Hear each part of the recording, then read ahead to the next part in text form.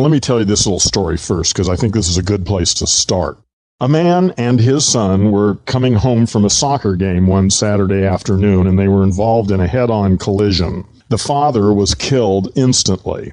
The son was taken to a nearby hospital in critical condition. They wheeled him up into the operating room. The surgeon walked in, took one look at the boy, and said, "I can't operate on him. That's my son." So that's the story. Is there a problem with that story? Is that simple? What's going on with that story?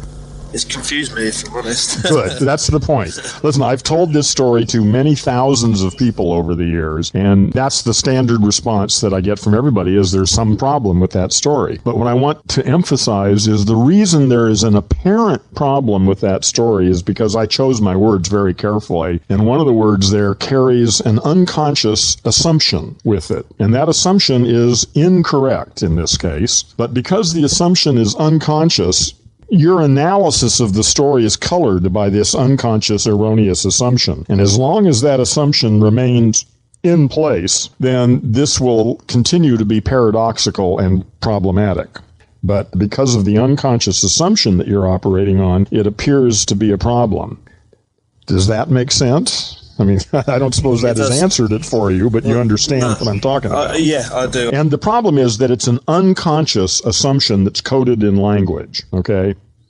And in fact, this is sort of a trivial example, but it brings the emotional point home of the feeling that you're having of confusion and this paradox and what's going on and the need to solve the problem, when in fact there is no problem to be solved. It's an apparent problem created by an erroneous assumption. So let me lead you through the logic of this story. And the logic is so obvious, it's painful when you see it. Well, of course, this is less true than it used to be, but today, in 2010, most people have two parents, one male, one female. If the male is dead, the surgeon is who? Yes, the surgeon is obviously the female.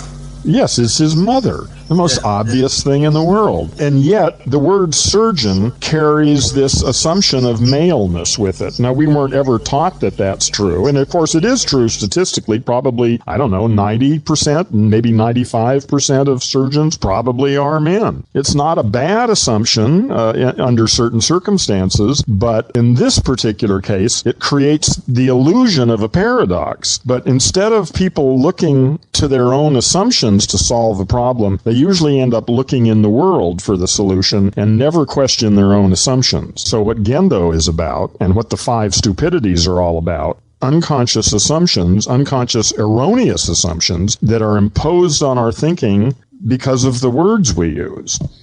So the 5 stupidities, each one of them, in some cases a specific word or a group of words or a class of words, impose assumptions, erroneous assumptions on our thinking, but because it's all unconscious, people just go through life facing all sorts of apparent problems and paradoxes that really aren't paradoxes at all, but they have that appearance because people have this little voice in their head that's talking at them, and it's full of erroneous assumptions.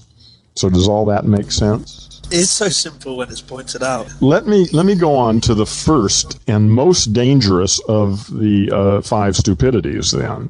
This word is the most common word in English. Do you know what it is? The. Yes. 1,000 times a day we formulate sentences with the word the in them. The is, without a doubt, it's like 5 times more frequent than the next most common word. It accounts for 6% of all printed English text. That's 6 words in 100 in a language that has 30,000 words in common usage and 500,000 or more total. One word accounts for 3 in 50. And in fact, it's carrying an unconscious assumption with it that is wrong about 90% of the time. Well, occasionally it's right, but usually it's wrong. So rather than me just tell you what it is, I'm curious if you can think about the word the for a minute and try to figure out what it is that's so dangerous about that word. What is the unconscious assumption?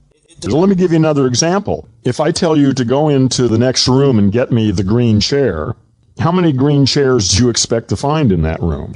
Yeah, I mean, if there's more than one green chair, then which You'd one? be confused. Yeah, right. So when I say, otherwise I'd say, get me a green chair. So the word the carries this assumption of singleness and exclusivity. If you say, get me the car out of the garage, well, I hope there's only one car in the garage, or else we're going to have a problem. And the other thing is, have you ever done any computer programming? No, I haven't. No, okay. Well, you've probably worked with databases, though. Like, I remember a long time ago, when I first got a computer, I made a database of all the people I knew. And in a database, they have an option called a default value. For instance, since I lived in California, and almost everybody I knew lived in California, whenever I added somebody to my address book, when I got to the place where it said state, my database program would automatically put California in there for me. I mean, I told it to do that because I knew that almost everybody I knew was in California. Once in a while, I'd meet somebody from out of state, and I'd have to backspace over CA and type in something else, if AZ for Arizona or whatever. But it saved me a great deal of time because 95% of the time it was right. And once in a while it was wrong, and that wasn't much of a problem. So that's the concept of a default value. Language, English, has default values. For instance, as I talk to you right now, there certainly isn't time for me to sit here and be thinking what I'm actually going to say in my next sentence and deciding what words I'm going to pick and how I'm going to articulate them and get my breathing worked up so that I could, put the stresses on the right syllables and get all the words strung together in the right order so it actually sounds like a real sentence and get my tongue and my larynx all coordinated with all this shit. There's no way that can happen consciously. So essentially, my talking and your talking and everybody's talking is really an automatic function of our language machine. We have this feeling of some control over it, but actually on a moment-to-moment basis, it's actually all being run by a machine which has a lot of default values. And if you are using a sentence that requires either a or an or the, to be proper in English, certain words have default values to the. You've probably never heard anybody ask you, what's a truth about this situation? You've never heard those words come out of anybody's mouth. Yeah. Am I right? Yeah. Yeah. And in fact, actually, if you say it yourself, out loud, what's a truth about this situation? Go ahead and say it. I'm curious. I want to test something. What's a truth about this situation? When you said, what's a truth? At least for me, it almost sticks in my throat. I want to say, what's the truth about this situation? Yeah, I was consciously trying to say because if you're not really conscious, it's just automatically going to come out, what's the truth? Without ever thinking. So this is what I mean by default values in English. Now, the question is there any such thing as the truth? For instance, about, say I've got a ball on my table. That's about as simple a thing as you can get. Does it make sense to ask about what's the truth about this ball? If I say it's a red ball, is that the truth or a truth? I suppose it's a truth, because if it's the truth, then all it is a red ball. It prevents it from being anything else. So it could be, well, it prevents it from being a wooden ball or a rubber ball or a big ball or a small ball. So I think I'm getting what you're saying here. So what it does is, when you're using the, or instead of say the truth instead of a truth, is that when you say the truth, it can only be that and nothing else. So what about the reason? What's the reason that something happened? Yeah. Nonsense. There's no such thing as the reason, the truth. What about the answer? What's the answer? In fact, if I said, what's the answer to 2 plus 2? Yeah. Or no, let's say 1 plus 1. Is that proper to say what's the answer to 1 plus 1? In that case, there's only one answer to 1 plus 1. Well, I don't know. Really? Only one? Are you sure? Well, let me. If you haven't done programming and you don't know a lot about computers, it wouldn't be obvious. But there are different base systems in math. We use binary math in computers. In computers, 1 + 1 = 10. Right, I see. Yeah, I didn't know that. Yeah. So it depends on what base system you're using, the answer to that question. If you're using regular old base systems, base 10, then 1 + 1 = 2, and that is the answer in base 10. But in a binary system, 1 + 1 = 10, and that's the answer in binary. So even that, there's an assumption underlying these things that is often unspoken. 1 + 1 = 2 is assuming base 10, which is a logical assumption. The problem is when you get into science and philosophy and politics and stuff, they're far more complicated situations where the assumptions are less obvious and more complex and just gets into all sorts of problems. And how often have you heard people say, well, that's just the way it is? Is that ever the truth? No. All it ever is a way of thinking about it.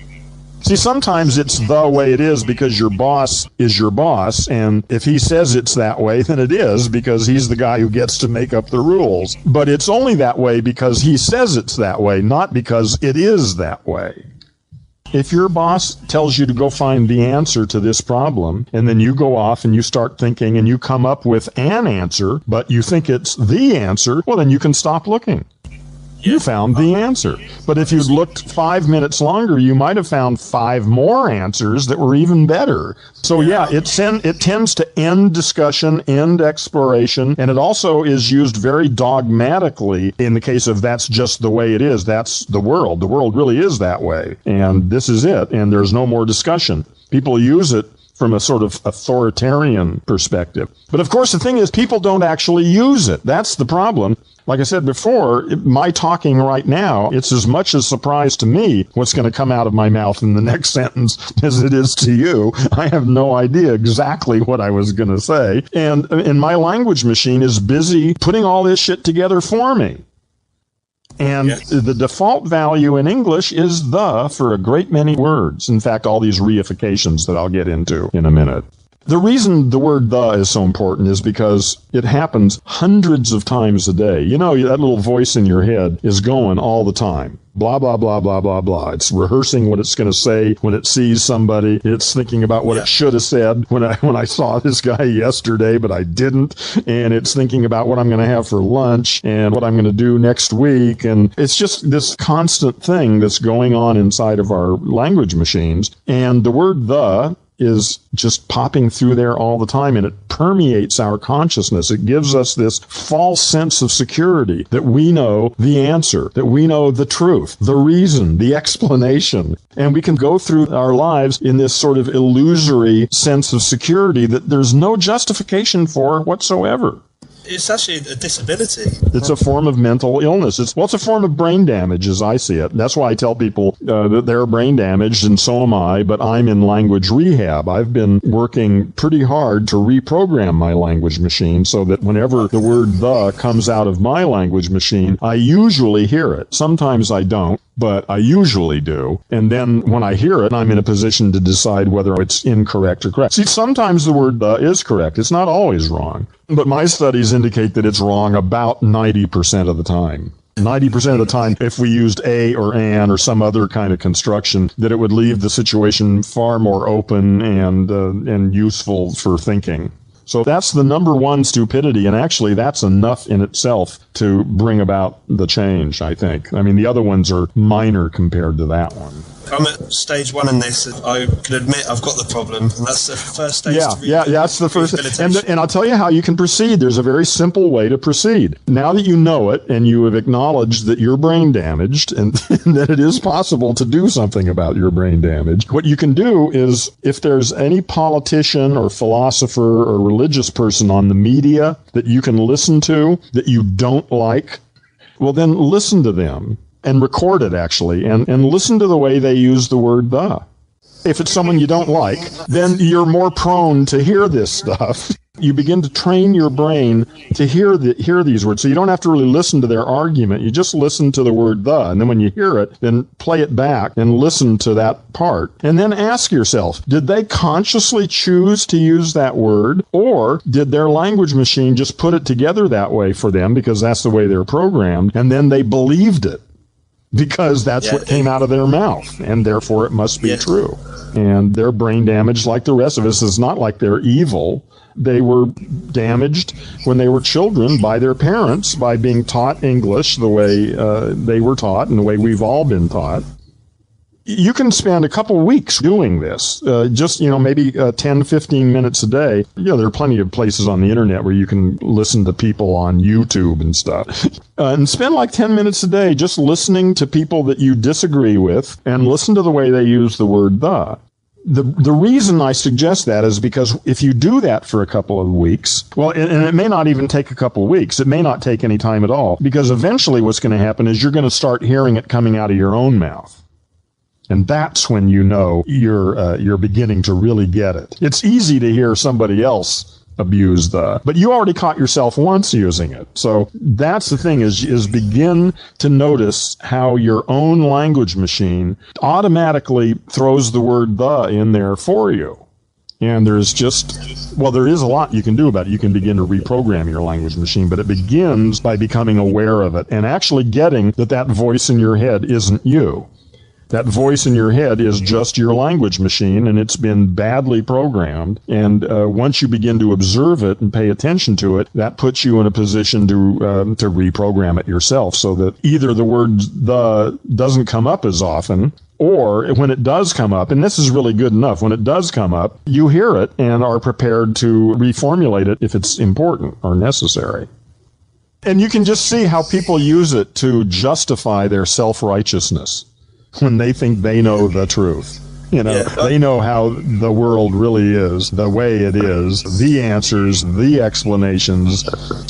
Well, let me give you the other 4 stupidities, because they're relatively simple and don't require, well, 3 of them are really simple and don't require any real explanation. They're also quite common. Actually, before I do that, I want to get a URL and put it in here. Hold on.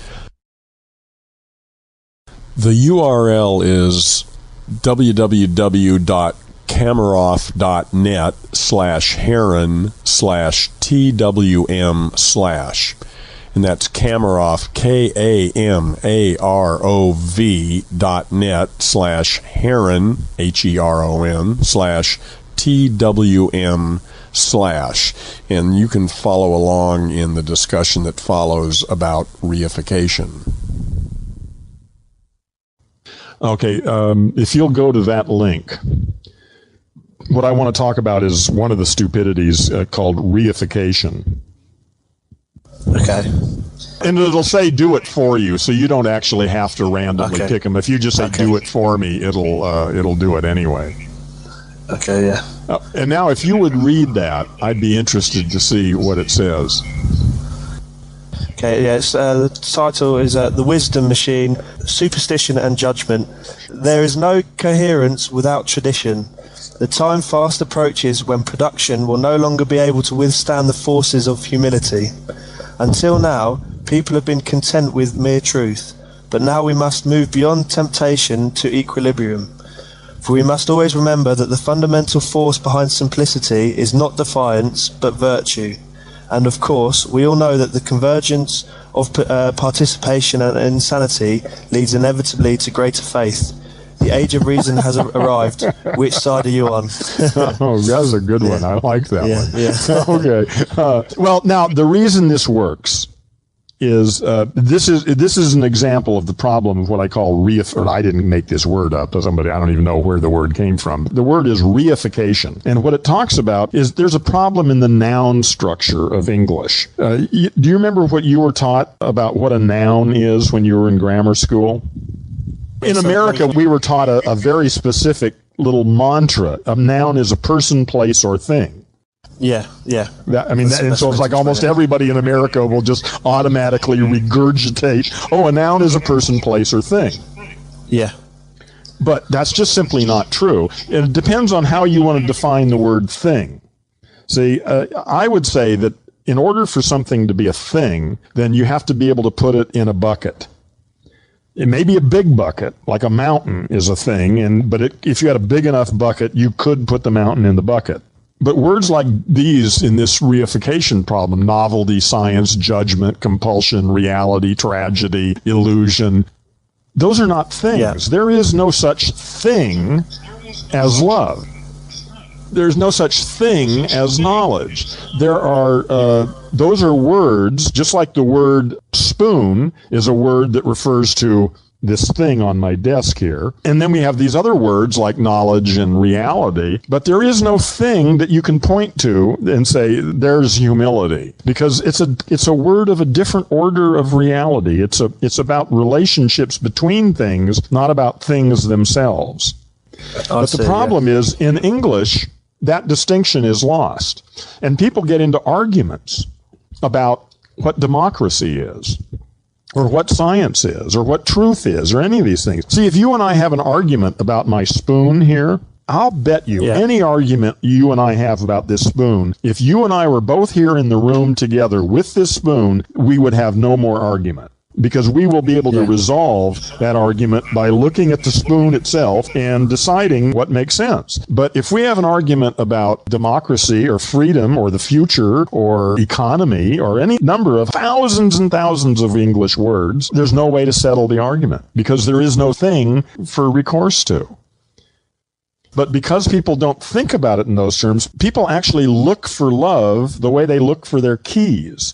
Like there is some such thing as love. Then somehow, or they wonder, they ask themselves, I think I'm falling in love, or I think I'm in love. Like there's some objective, now he's in love, he went over the edge, now he's in love. This is all part of the fantasy world that we live in. These illusions, these relationships between things are treated as though they're things in themselves with their own properties independent of our evaluation. And that's just simply not true. That's about as crazy as you can get. And that wisdom machine thing, all you got to do is listen to Alex Jones or any philosopher or any politician, and they love these kinds of words. They're full of emotions, and people respond to these things, but they have no actual meaning at all.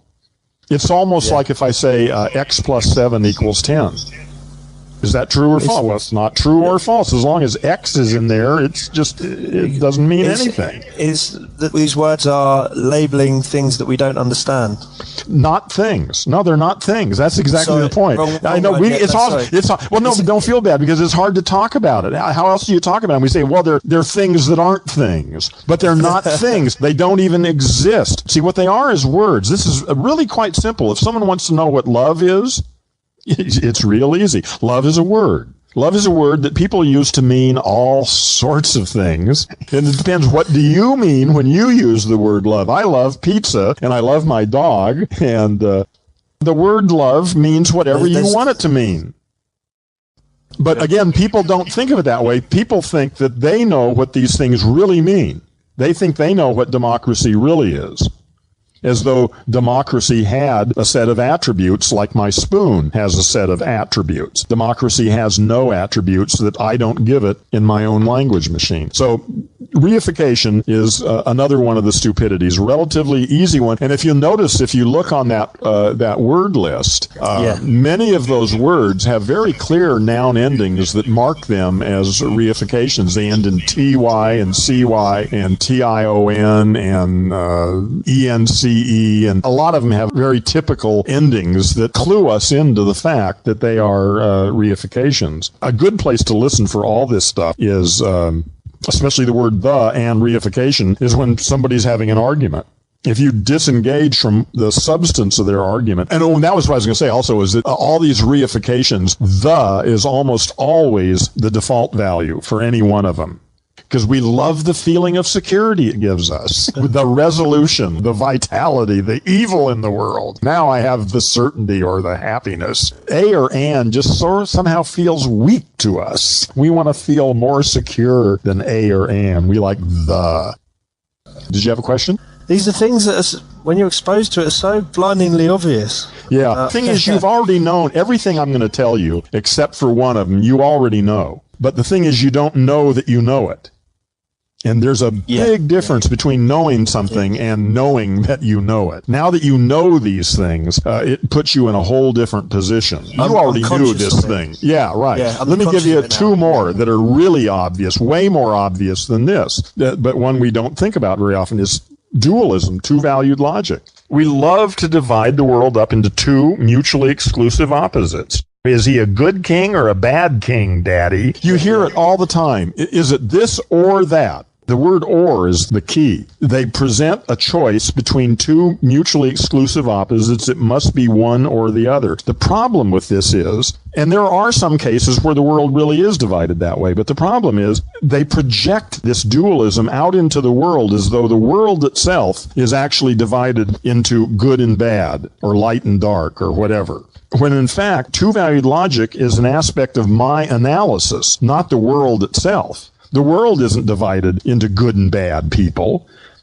It's my analysis that goes out there and grabs people and puts them into one box or the other. The world itself isn't divided that way. It's an aspect of the system I use to analyze the world. So the problem with dualism, and with the next one also, is that we project our own thinking out into the world and then treat the world as though it's actually divided along the lines of our own analysis, which is just as crazy as you can get. Imagine if science was stuck with the concepts of hot and cold. Well, duh. That's okay. If you live in a climate where it's really cold, and you could say, is it cold or hot today? Well, that might be all right, but for general descriptions or a first approximation. But for science, no. You use, an infinitely graded scale. And then you don't care whether it's hot or cold. It's 34 degrees centigrade. Who cares whether it's hot or cold? It's just what it is. So it's a good debating technique, and people use it, again, because they'll try to divide the world into two really mutually exclusive opposites and make you choose between them, and then they set it up so one of them is just obviously stupid and wrong, so that you only can really choose the one they want you to choose. Anyway, that's a relatively simple one, and you already knew this, but again, once you begin to see this, and especially as you listen to other people speak and you realize that it comes out of their mouths, out of their language machines totally automatically, but then they end up believing it themselves. They actually believe that the world is divided into good people and bad people, or whatever situation they're in. They end up thinking that this projection of their own mind is projected out into the world, and then they treat the world as though it's really that way. And that's just crazy. Would you say then it's fair to say that our language has created our political systems in the sense where we in the UK have Conservative or Labour, or you have Democrat or Republican? Would you say that's down to language? Nothing's ever quite that simple, but that's certainly part of it. The thing is that language, it's not the reason. Yeah, very good. Reason, But language touches every aspect of human behavior: family relationships, business, science, politics, religion. There's no area of human behavior that isn't touched by the insanities of language. So it's there everywhere. Occasionally, two-valued logic is correct. It's almost never correct in the physical world, like in sciences, but it is often correct in the human-made world. For instance, it is true that you are either married or you are divorced. And that act is defined as a certain legal thing. When a certain paper gets signed by somebody, you are married. And there's no in-between. There's nothing vague about it at all. You're married when that piece of paper gets signed. Now, maybe it's vague while you're signing the paper for 2 seconds. It's indeterminate. But once you've signed it, that's it. You are married. And then once you get a divorce a few years later, and once that paper gets signed by somebody, then you are no longer married. Even dead, death is no longer that simple anymore. It used to be sort of simple, and sometimes it is. I mean, if you're blown up by a stick of dynamite, I guess you're dead. There isn't much question about that. But I mean, there are a lot of subtle cases now where it's not clear at all. But again, in the human world of ideas and in mathematics and places like that, two-valued logic has a place. In logic, in lots of places, two-valued logic is okay. It's just that it's not okay in almost all circumstances having to do with our sensory experience. It's almost never true. Okay, so we've covered 3. The word the, which is the most important and obvious of them, reification, dualism, And the next one, again, is something obvious and simple as dualism. I mean, like I say, there's nothing you didn't already know about that. And there's same with the next one, absolutism. The words all, every, no, none. Anyone who says something about all Frenchmen or all anything is just nonsense. It may be 99.5%. Absolutism is almost always wrong, but it is true in the human-invented idea world and in mathematics, again, where absolutes can apply. It's just that, again, when you're trying to talk about your experience in the real, not the real world, but the perceptual world, where absolutism fails almost always. I wouldn't say it's always wrong, because that would be a stupid thing to say.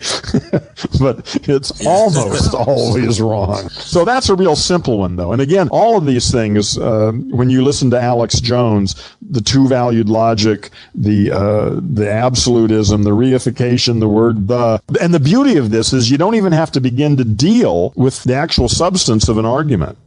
You know, you can cut all sorts of nonsense without ever even looking at the substance of an argument. I mean, all these words invalidate whatever the hell they're talking about. It doesn't make any difference what they're talking about. Okay, so that's 4.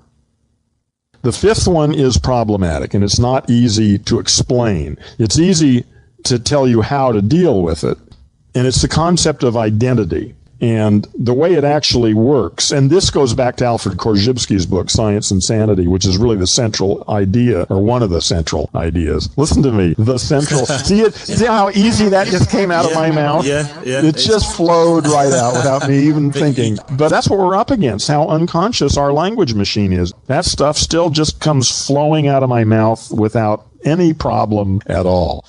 In Earthling, English minus the 5 stupidities, there is no verb to be.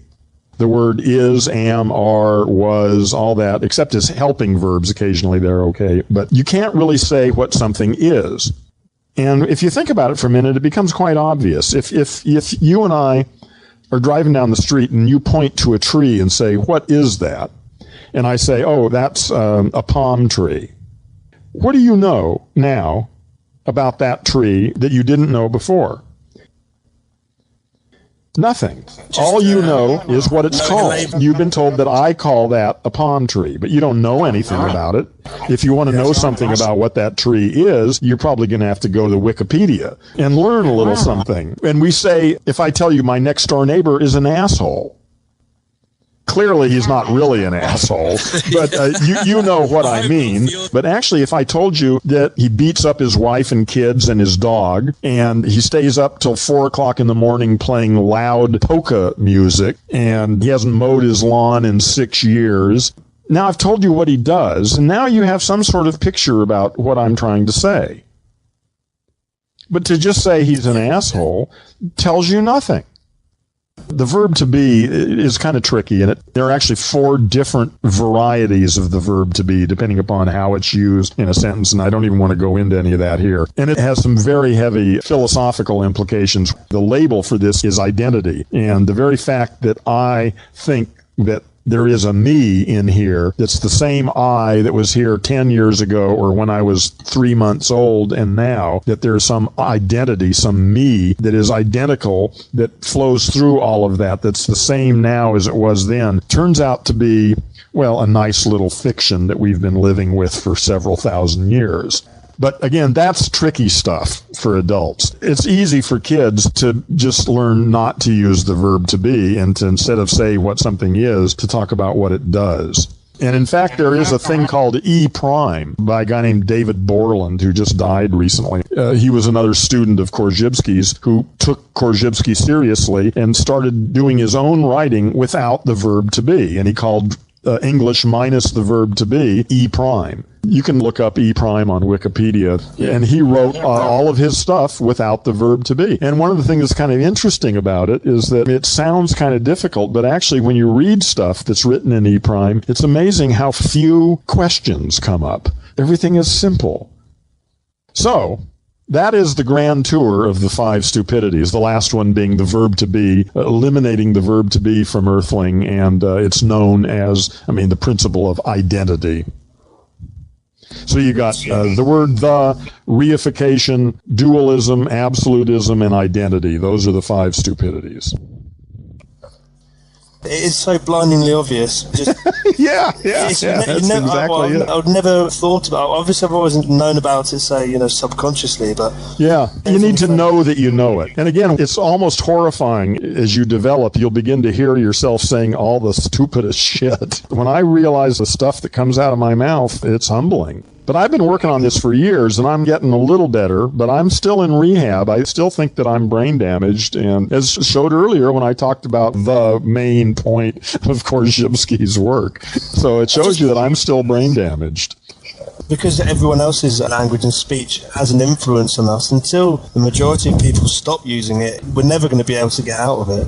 And we don't need to. I think it's good enough that I catch myself. And of course, if your friends know about it, they can help you. Like Jason, he and I have been talking about this stuff for a couple of years now. And he occasionally catches me when I'm full of shit. And I catch him all the time when he's full of shit. But it's good because among a community of people, we can help each other.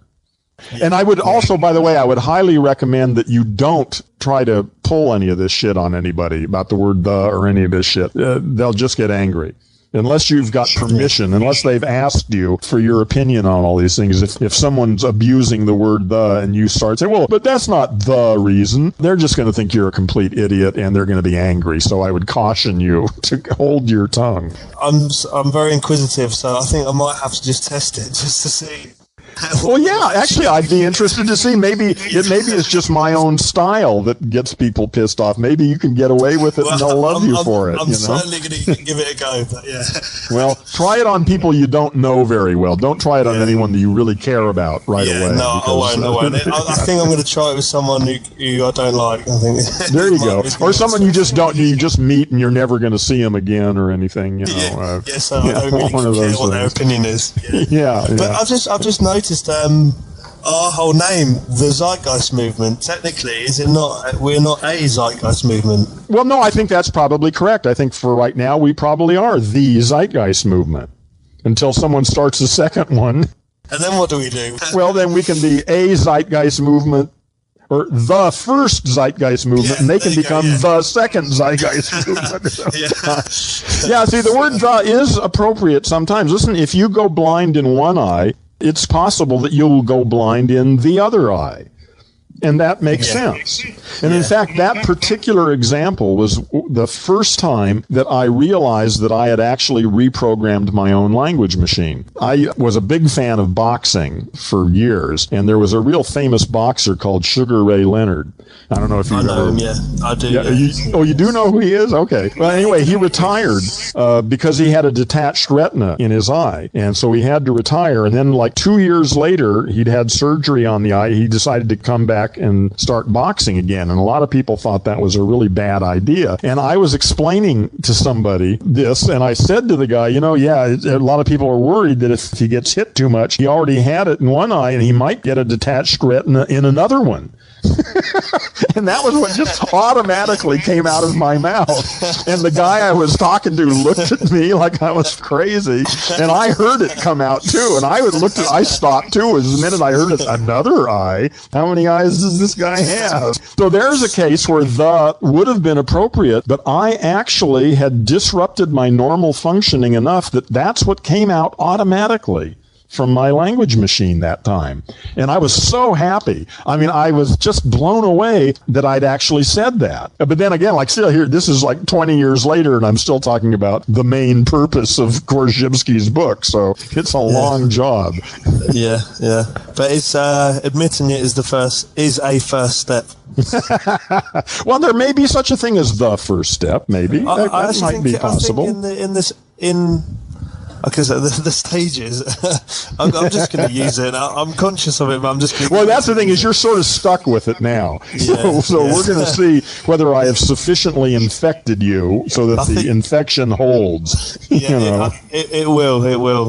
Well, I'm really going to be looking forward to seeing how the infection proceeds over the next couple of weeks and months. I think what's going to happen now is that anyone I speak to, I'm going to be thinking, that he's a victim of his language. Yeah.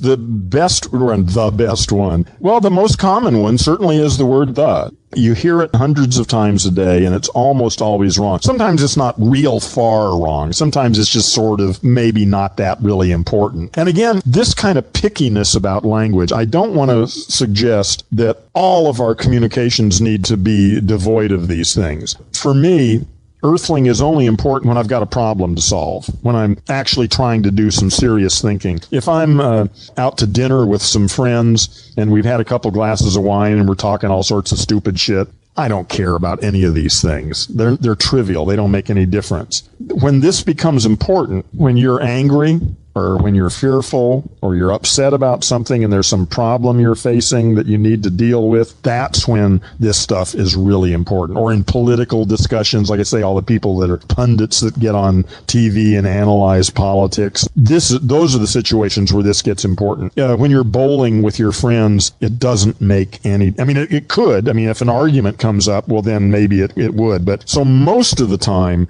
this stuff is not necessary.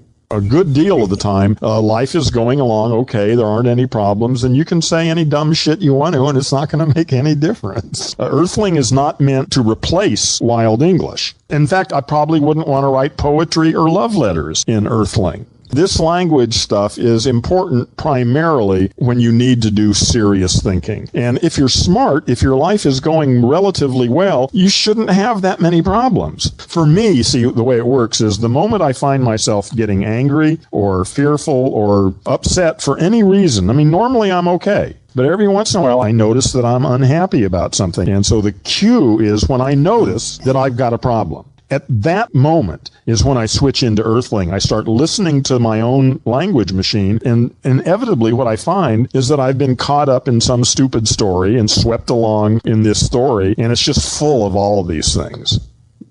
Yeah, and once you can make be able to analyze it in that way, the problem or whatever that it's made, it just disappears. Yeah, I see. Yeah, and actually, once you break the identification with the voice, that's really it. Is once you get that voice isn't you, it's just your language machine, and that you've gotten caught up in it, sort of hypnotized. Like I say, I go in and out of that trance probably 100 times a day or more. I'm swept up in it. But again, most of the time things are okay. But when it malfunctions, then I get angry or something. And that's when I switch into Earthling and realize I got caught up in the story again. Would you think it's fair to say that the change in our language machine is going to be one of the last things to change? Well, I don't know. I don't think it. I don't even think about it in first or last. It's just one of the things that I think the planet would be better off if people were able to think clearly without unconscious assumptions. And I think probably that's going to come out more through the next couple generations of children. There's really nothing in here that any 10-year-old couldn't understand. And if a 10-year-old learns this before the age of puberty, then they will be inoculated for life against certain kinds of stupidity and unconsciousness. So I think that that's really what I want to do, is create curriculum for children. It's really simple. You just have to say it a couple times and then reinforce it over a period of time. And kids will love this because they'll be able to call their adults on their own language use. And once kids know this, they won't be fooled by all this nonsense. And who knows what they could do then. As people get older, the influence that the language machine will have gets stronger. I'm presuming, but by the time most people hit their early 20s, they're pretty much brain dead. They are set. The way I say it is they're stuck in their story. They've got it. They've developed this story in English in our cases, and that story isn't just the story that their language machine constructed. They actually think they know what reality really is.